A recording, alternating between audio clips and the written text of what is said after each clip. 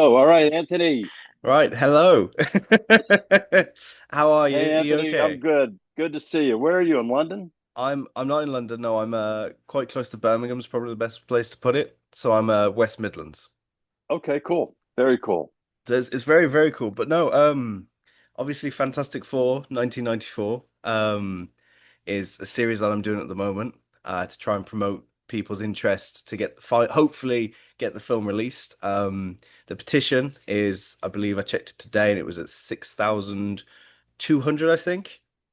So Yeah, the numbers are climbing. I look at it every day and people are signing it every day, which is amazing to have because the more signatures we get, the closer we get to it. indeed. That it's been something that we've always wanted for all these years is to get the film released. And that's what in regards to that, I saw after we finished the film and I was at the lab uh, at Photochem in Los Angeles, and I got to see the one and only answer print from the film. When you finish a movie, they give you the answer print to see how it all looks and how it all turned out, color wise, et cetera, et cetera. And man, I got to tell you, the film looked great. And unfortunately, once the film was taken away from us, we never had the opportunity to get a really clean copy of the film. Yeah. And the one that got bootlegged was, a VHS to a VHS to a VHS.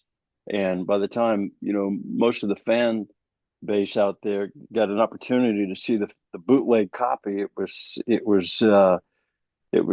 so disintegrated in its image that it just looked terrible. Mm. And but however, oddly enough, even as with the lack of special effects and the fact that the image was so degraded, the fan base still thought that our movie was better, Yeah. which is remarkable to me. And I have to thank no matter what, I will always go back to the fans. It never, we make movies to satisfy an audience, and the Fantastic Four audience were without, we didn't say anything to anybody to plot them to push them in a direction of saying, well, look at our movie. It just got out there. It was Mm. out there on its own. Nobody, none of us had any hand in that. And it was all about the fans. The fans picked the film, they liked the film. And to this day, that's why we're having this conversation. It was because of 100%. them. Yeah. And it's the Yeah, fans that, have kept it going as well. I mean, I'd totally. say there's new generations of fans that, because of this new film, people have fallen back in love with the Fantastic Four, and then people go and look for the previous films, and then it comes up about the 1994 film, and they go, I didn't think that, I thought the first one was a 2005, Ewan Grufford, Michael Chiklis one. What's going on here? And then they find it, they find a copy somehow, I mean, I've got a copy. And they watch it and they enjoy it and they go, wow. Like I've always said, and I've continuously said throughout this series, that the film feels like it's been pulled straight from a comic book. Like it's not, Yes. it's such it's an all-rounder film in my opinion. There's a bit of romance, there's a bit of comedy, there's obviously action. It's a really well-built film. So kudos to you. Well, thank you. And obviously Thank the you. I mean, team. well, interestingly enough, I mean, as a filmmaker, you know, since I'm talking to you, Brett, I fell in love with, I was a big Beatle fan as a kid, Mm, and the movie that really inspired me to get into film and music was A Hard Day's Night. And to this day, you look at A Hard Day's Night and you talk about well-crafted films, and those and I didn't know anything about French New Wave or Italian New Wave or any of that, at the time when I was a kid watching A Hard Day's Night. But as I got older and started really studying film, you realize that was a groundbreaking film in terms of style for a pop music movie, and it was along the lines of what Godard did in Breathless. mm. So I'm saying Hard Day's Night was in essence shot like Breathless, the Godard film, and which meant a lot of handheld, a lot of jump cutting, a lot of stuff like that. Stylistically, that was cutting edge, filmmaking for a dramatic movie. It was, Mm. and so I guess what I'm trying to say is that we've everybody that at that point in my life and everybody on the project and making the 1994 Fantastic Four, we were all pretty seasoned in movies and how to make movies. So all of the foundation for making a film was pretty well built. Just like anybody like the Rolling Stones or anybody that came along to play rock and roll, the foundation was the blues. Yeah, And so you got to have a foundation when you're trying to make a film, especially on a shoestring. You got to know what you're doing and how you're going to get there and the best way you can do it and with the time and the money allowed. But beyond that, we all loved the project. Everybody, I mean, yeah. the cast, especially the crew, everybody just said, "Oh, what? We're going to make a movie about the Fantastic Four? Are you kidding? Let's go. Let's do it." We know we didn't have a budget. We know the restraints. I'd made a couple movies for Roger Corman prior to that, so I kind of knew what we were getting into, but it didn't matter. No. And I think that also is why the film turned out the way it did in its, I guess, in its characterization, in its feeling, in its depth. I mean, there's of what the fans, and I mean, and I'm not saying it's a deep thinking movie. I'm Yeah, thinking the depth of the emotion and what the translation of the comic book characters to the screen. I think we hit the detail right on as much as we could, definitely. close to exactly what they intended, meaning Stan Lee and Jack Kirby. Yeah. And that energy and that kind of love of the project that came from everybody involved, I think translated to the screen.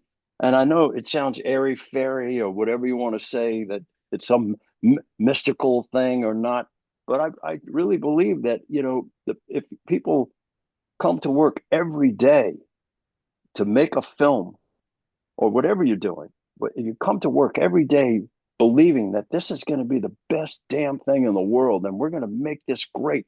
And so there's a lot of attention to every detail throughout the process.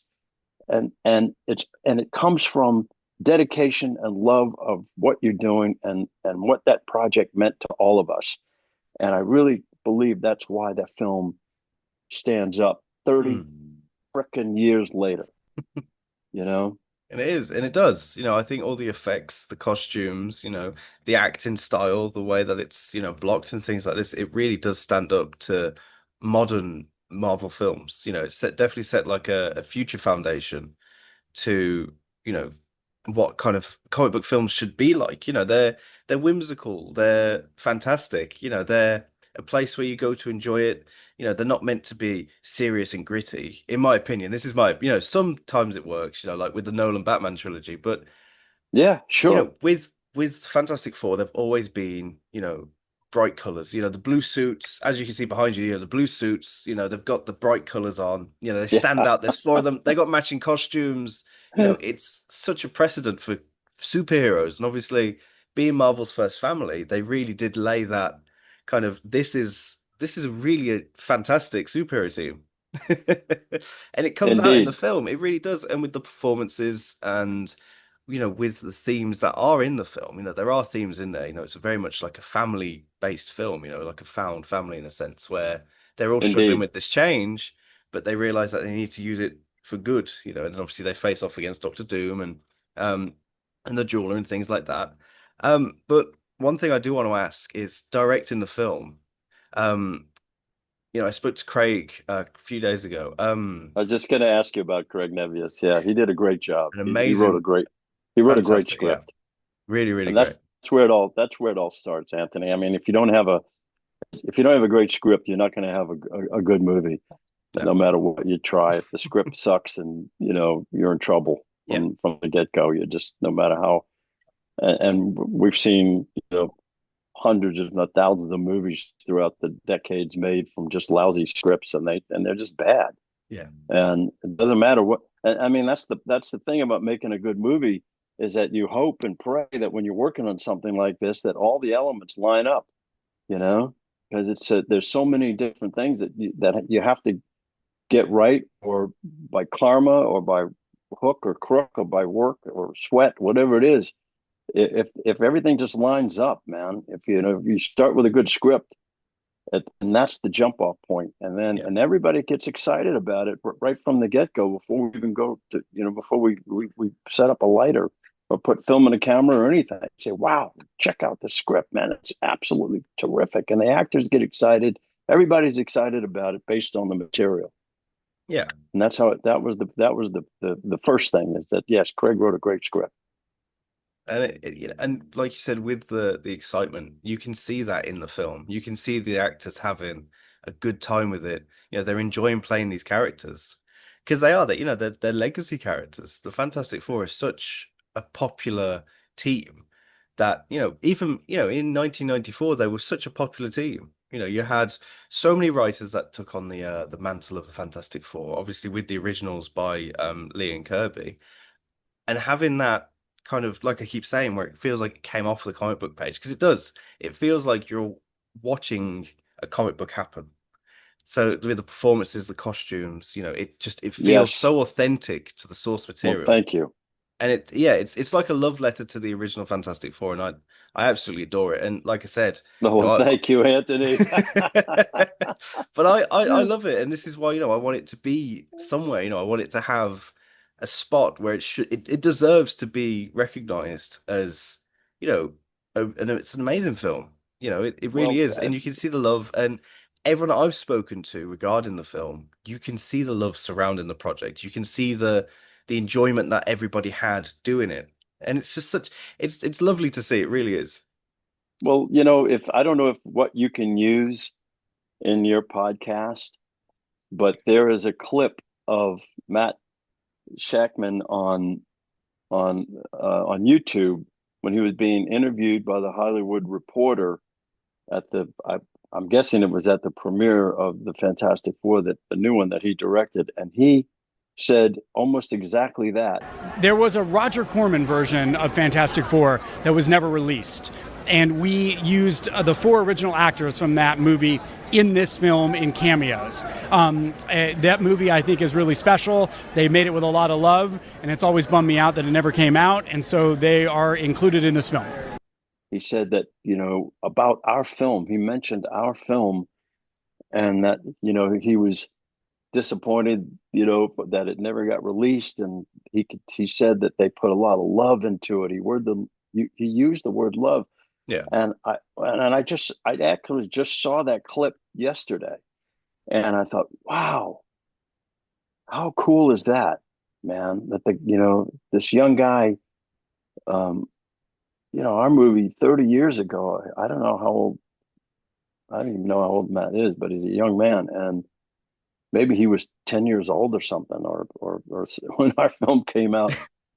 But he said that, and I just thought, wow, what a cool guy, what a cool thing to say. And then he went on to say that's why they honored our film by giving our cast cameos in the new movie. And I just thought, wow, man, it just made me feel good, that yeah, everybody now in the Marvel universe, and in that, especially the people like him and Kevin Feige and the guys that made this happen, we're just very, very happy, and just in a way grateful. But we just got validated, we yeah. got recognized finally, that we are part of the Marvel family now officially. So it was a beautiful thing that he said. Yeah, and you can see the love that Matt Shackman has for the characters as well, though. Like in any Yeah. interview you see him in, you can see the love that he has for the Fantastic Four. I had the absolute pleasure of going to the London premiere, and I was able Oh, to did you actually, really? yeah, I'm Oh, a cool, massive man. fan, so I went, and I had a wonderful opportunity to actually go in and see the footage, and I'm going to say bumped into Matt Shackman because it was a very chance encounter, and he came up to me and I went, "Wow, I just want to say thank you. You've brought these characters to life again." Um, we had a very Yeah, he did. short, Yeah, he brief, it was did a a very great short job. conversation, but you could see the passion and love that he has for these characters. And then the panel that we did before we watched the footage, he was being interviewed, and again, you can see this So, passion. let's begin, Matt, with you, if you don't mind.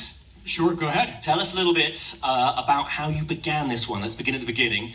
Why the 1970s retro alternative? 60s, Sorry, 1960s. 60s. What did I say? And the answer to that is pretty simple, which is that these characters were created in the 60s by Jack Kirby and Stan Lee. They were made. Yeah, we'll have a brief round of applause. Yes, so Jack Kirby. They were created in this time of optimism during the space race. People were dreaming of the stars, they were imagining conquering the unknown, and that's what the Fantastic Four is all about, right? So by putting them back in the 60s, we were getting close to their point of origin, which felt like the right place for them to be, but we didn't want them to be on this Earth or on the Earth with the other Marvel characters, because where were they when Thanos came, right? They would have helped out, they would have solved the problem then. So we put them on a different Earth, Earth 828, a different part of the Marvel universe. It was a love letter, I mean, they're in the universe which replicates Kirby's birth date, which I think is lovely. And Yeah. there's references, there's like a cameo from Stan Lee and Jack Kirby in the film where they're the two doing the comics, and it's such a love letter, just like how the 1994 film is. It's Yes. a love letter to these characters, where they came from, their origins, their era. You've got people that work on these projects that absolutely adore the characters, and it shows when that's the case. When everybody's enjoying what they're doing, it really comes through, and that gives the audience enjoyment as well. So again, Absolutely. as I keep saying, with this 1994 film, you can see this love, you can see the passion, you can see the excitement that everybody has acting with these characters, becoming the Fantastic Four, which is, as I keep saying, a legacy of a character. And with them showing up in Fantastic Four First Steps, it's that recognition, like you said, of they understand that it exists, they accept that it exists, which gives us one step closer to hopefully them bring it to fruition, and not just having a cameo. If that, you know what I mean? Like, they're having that. We know it exists. We know it's something. Like you said, Matt Shackman in that interview mentioned the fact that he loved it, and it's beautiful. It really is. We're all still a family. Yeah. And that's like a rare thing, in Hollywood. I've worked on a lot of shows back in the day, and all of us are like a family. We've been close for 30 years. We've always communicated with each other, and when we're in the same city together, we always get together. When we've gone out and done, a few years back, and a number of times on a number of occasions, before all of this, we were invited to comic book conventions, in various places in the country, and we would all meet up there. And it's an unusual kind of situation because of what happened to us. Yeah. And because we were all so, like we said from the beginning, very truly dedicated, to make this film, that it was in our blood, man. And once your family's got the same blood running through their veins, you stay a family, And and that's kind of yeah, where we're at to this day. It's just a remarkable thing. It's a beautiful thing, truly, really. because that's not Yep. common with groups of. No. I mean, maybe the actors stay in touch, but having everybody stay in touch, it's lovely. I see through Instagram and social media, you always like. There's always somebody commenting on something, and it's just like, yeah, that's awesome, and it's so lovely to see. But that's the Yeah. that's the thing, and it's that love, and everybody loves this project. Everybody that I've spoken to loves it. They loved being in it. They loved the stories that surrounded it, the mythos Yeah. behind it as well, and obviously the cult following that follows it throughout the decades. Like you Right. said, it's been 31 years since it's supposed like this not being released. And it's Hard to imagine. mind blowing because there's these new fans that are coming in and going, this film's, I'm gonna keep saying fantastic. This film's fantastic. And it's that love that the fans have for it, but the new fans as well. Yeah. So you've got these like, you know, the fans from when it originally happened, and you've had this span of 30 years Yep. where people keep falling in love with it, and Well, I'll tell you comes too, out. man. The emotional impact of this film was not only created from the actors, but the music The score is amazing. that the brothers David and Eric Wurst, and it's Wurst. Those guys did such a brilliant job with the music. I'm not kidding, man. They they once again, even those guys, when they saw the film, they saw an opportunity to do something really, really spectacular.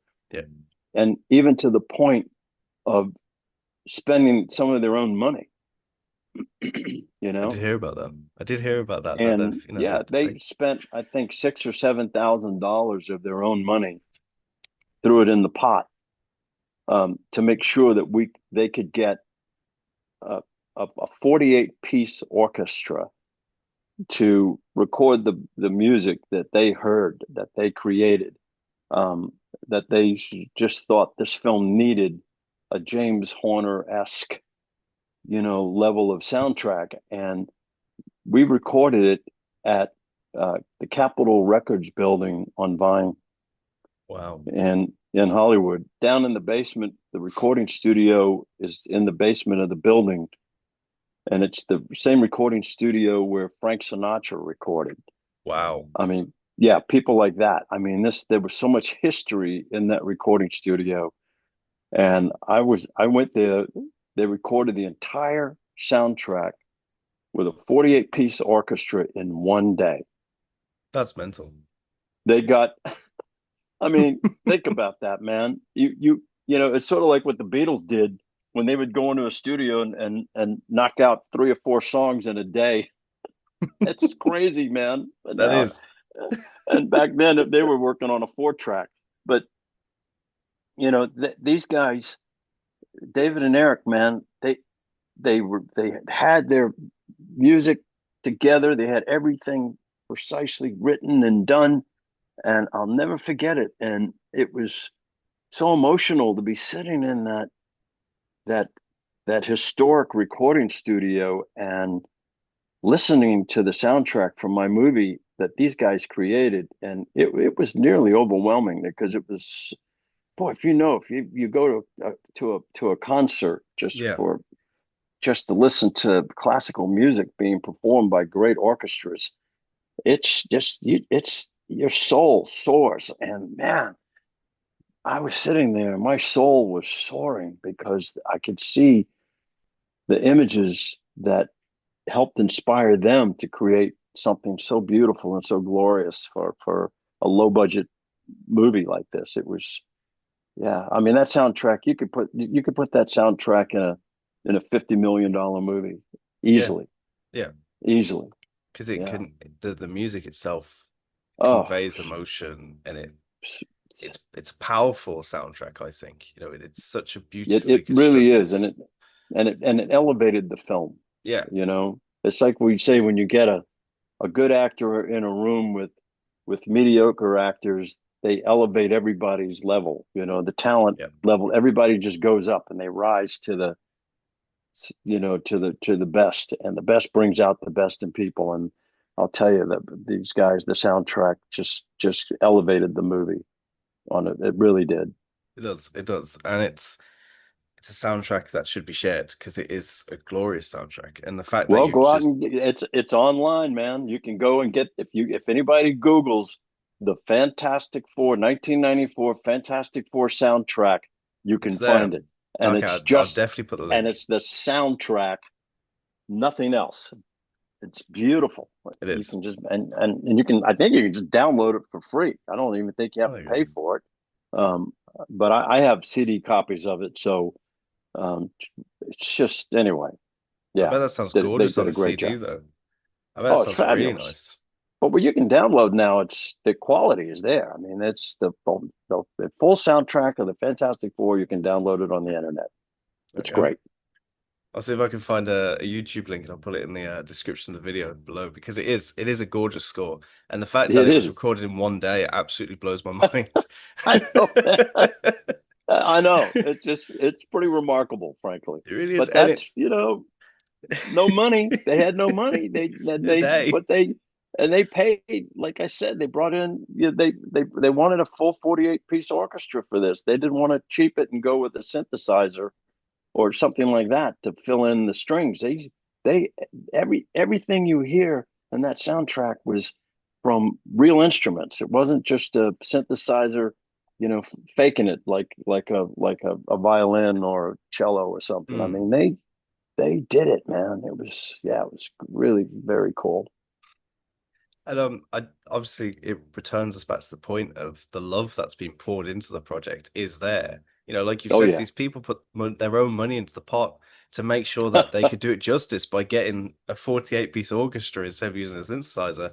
That's amazing, frankly. It is amazing. Yeah. The love that's clearly there. And I do have to ask though, what was it like working with the actors? Because obviously you had it's not a massive ensemble. It's dedicated characters, and that's the beauty of it. I think there's not like 50,000 characters in this film. It's the four.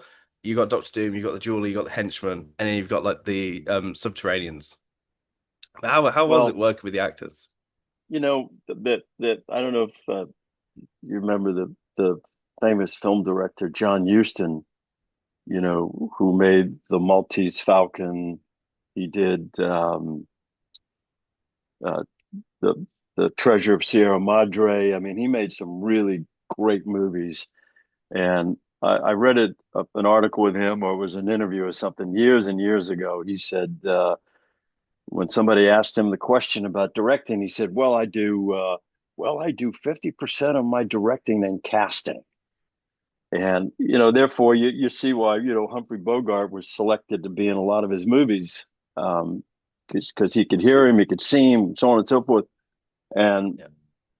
throughout the audition process, the actors that were cast in the film, even though we were having to do everything so quickly because we were on a rush deadline to get it shot before the end of the year, um, they were the ones. I mean, it just, and I can't tell you exactly why. It's a gut feeling, a lot of it, and obviously a lot of it is physicality.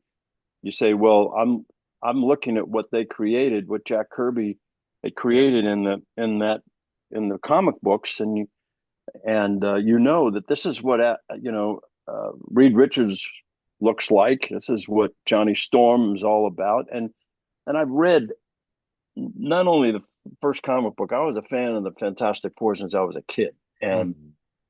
Spider-Man was my biggest, and I was a Marvel kid. I wasn't a DC Comics kid. I liked Superman, as a Yeah, kid. yeah, I yeah. like Superman. You have to like Superman. But the thing that I loved about the Marvel characters is they're like us. They're ordinary people, from here, from Earth. They could be your neighbor. They could be your brother, your sister, anybody. And something,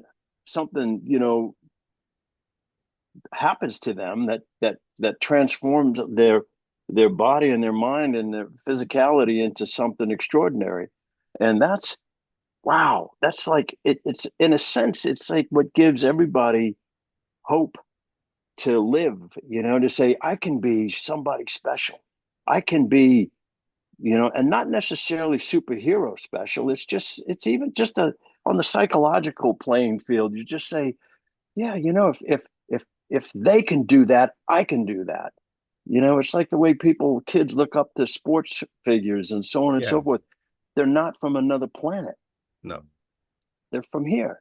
And so that played into the whole sense of what it was in regards to casting these people and knowing that, that they embodied what I thought was going to be the characters that Jack Kirby and Stan Lee created.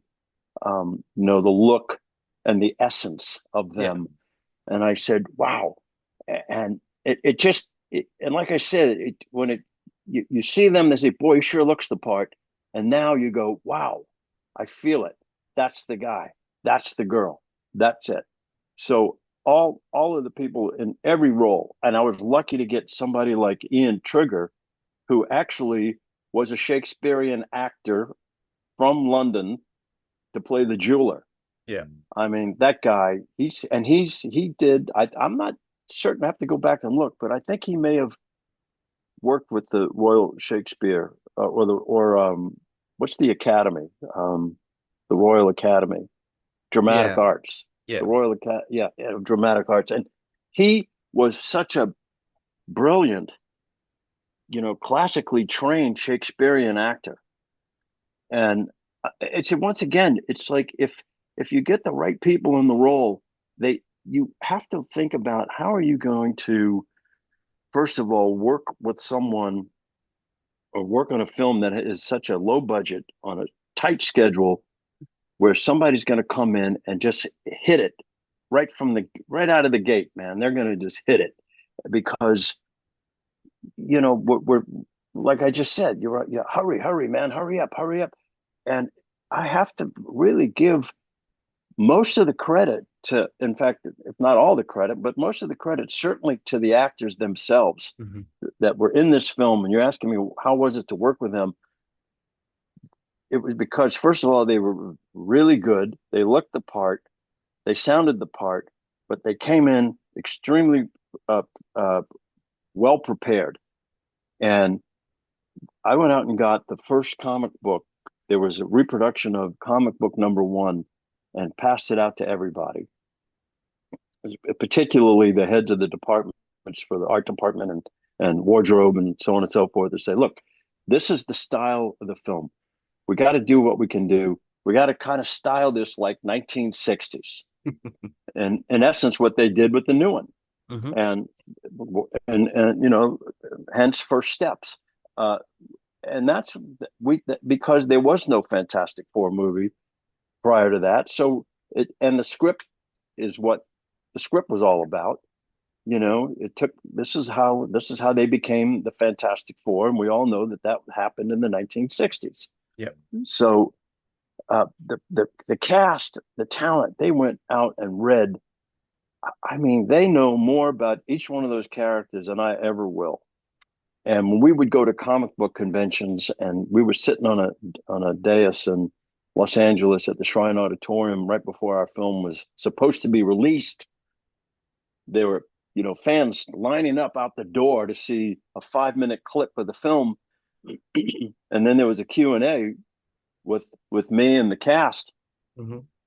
And man, some of the stuff the actors were so well prepared because the fan base, boy, they really know the history of those characters and the lives of those characters, and would come up with some of the most difficult questions in regards to a character. And I can say with pride, all of the actors answered them so to the satisfaction again to the fan of the fans, to their satisfaction. The actors that were in our film were just spot on, and with the history and the background and the provenance, or whatever you want to call it, of the Fantastic Four. And that's why they did such a great job and made my life a whole lot easier on set, because they were so well prepared. And of course, they're talented actors. I mean, they were all veteran actors. They all had great credits, and they all did a great job. So I was lucky. As you said, just with the Comic-Con as well, it does link back to that theme of just the passion that they all have for these characters, that they were so well in answering those questions. Yeah, and that's true of any movie, and I think actors in general, that's what they do. If they're really serious about their craft, they peel back the onion, so to speak, and they go under the surface. They get under the skin. They get in the blood. They get in the heart and soul of whatever it is, so they can understand, who they're becoming and why they're playing this role and why they do certain things at certain points of the story, and interpret it as such. It's kind of an interesting process, that's for sure. Yeah. I mean, I studied theater, in college, and I was such a terrible actor. I knew I'd starve to death if I attempted to be an actor. But I loved just being around it, and I thought, well, and I thought about, because as a director, you're not playing just one role. You're playing all the roles Yeah. in a sense. You know what I mean?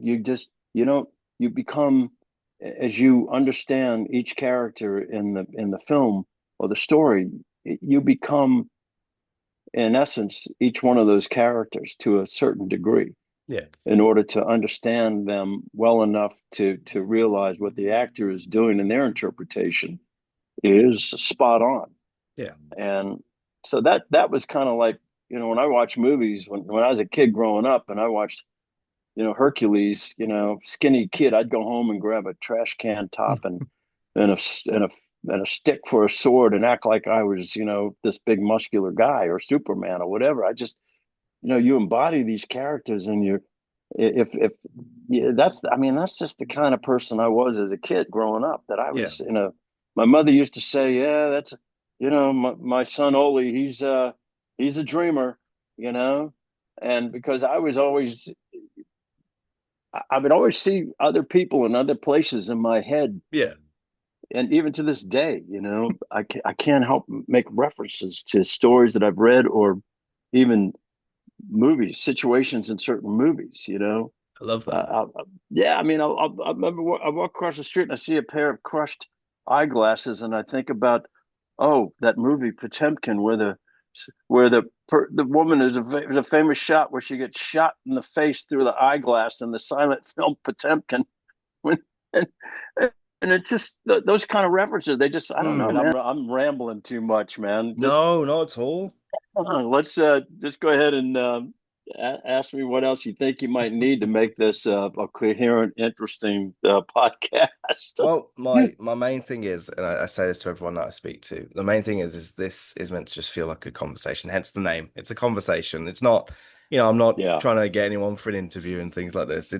You have Yep. to use the word interview, but it's a conversation. It's meant to just be two people just reeling off each other. So don't Yep. mind Cool. rambling. I love Love it. hearing people's stories. That's why I do this. Been to right quick. Well, we can speak about the clip with Matt Shackman, the director of the new film, and the fact that Yeah. he is also, as he quotes, bummed out about the fact that the film's not released. Because that is massive. The fact that, he's got that connection to it, as we spoke about earlier. He's got that want to kind of see it. And he, like you said as well, he's kind of brought the original four to this film to give them cameos to, be recognized for, we know that you're the original Fantastic Four, I'm really bummed out that it never came out. Do you want to be in the film? Do you want to have cameos? And it's not just the one cameo as well, which is lovely. They have, I mean, Yeah, it's there's great. multiple. The fact remains, Kevin Feige, the head of Marvel, and the director, Matt, Shackman, they are the ones, man, that, wow, it's just so cool that they did this. Yeah. It was thrilling. And I have to tell you, I still get the goosebumps a little bit, but I remember the day I got the call from Rebecca, that when she said that the producers called her directly, and then the other actors as well got calls directly from the producers of the film. I damn near burst into tears, because we were finally being recognized by the Marvel universe, the Marvel family, if you Yeah. will. We were brought into the fold. We finally had a seat at the table with all of the Marvel characters and people and the folks that are running the show, and it just felt so good, to Yeah. say, wow, it in a way it said we didn't do this for nothing. Finally after 30 years they're recognizing us, and Matt's interview, obviously he recognized us from the beginning, Yeah. and that was so cool to hear what he said. I mean, I mean, it was really just a beautiful thing, that he came out and said what he said. It just, and I know he meant it, and that's the thing. And obviously he meant it. He put our cast in his movie. Yeah. I mean, man, it's like you can't do or ask for anything more than that, No. really. At this point, it was just obviously we would like to see our film get released, Yeah. and the idea was that maybe down the road, that between this Fantastic Four and before the next big one comes out, that they take our film and do one of two things: just get a really clean copy, and there is a copy of the film at the Academy of Arts and Sciences. It exists. Okay. It's there. We know that the film exists. The print we know is there. I'm not certain if the negative is still there intact. However, there is a very pristine copy of the film at the Academy, and it wouldn't take much at all to No. do a really beautiful digital transfer of the film, and then show it as is if they want on Disney Plus. Because since Disney, owns Marvel, and Yeah. we thought, well, Disney Plus would probably be a good place for it. It wouldn't cost them a lot of money to have to promote it and put it in theaters and so on and so forth. Um, and the second thing they could do, if not just release it as is, spend a little money on upgrading the special effects. Yeah. And they upgrade the special effects in our version and then release it. And then after the fact, they could release two versions on one DVD. Yeah. So if nothing else, it would pay for itself, I Oh would yeah. think. And I think that Definitely. they would get some pretty striking, ratings numbers on Disney Plus if they advertise it just a little bit to say, hey, the original Fantastic Four is going to be on Disney Plus on such and such a day. I think they'd be surprised, frankly, at how many hits they'd get on it. Yeah. So that's our hope, is that they actually release the movie. Um, so I now hope that so too. everybody knows, now that they've recognized it, that it's not like they're trying to hide it anymore, No. or not recognize it anymore. So cat's out of the bag, so to speak. So why not put it out there and all of its 1994 glory, you know, for what it is. But it just, and I can guarantee the reaction from the fans as well would be just absolutely booming. There'd be that many people that, would stream it and they'd watch it and they'd appreciate it. And if they did do like, I don't know, there's companies and that they do like limited releases of certain DVDs and things that are entered digital and whatnot. They could do something like that where it's like, you can have a piece of Marvel history. And I mean, I'd definitely get a copy. There's no doubt Well, about thank that. you. And I think you're right. I think you and a lot of people would want to get a copy of it, Yeah.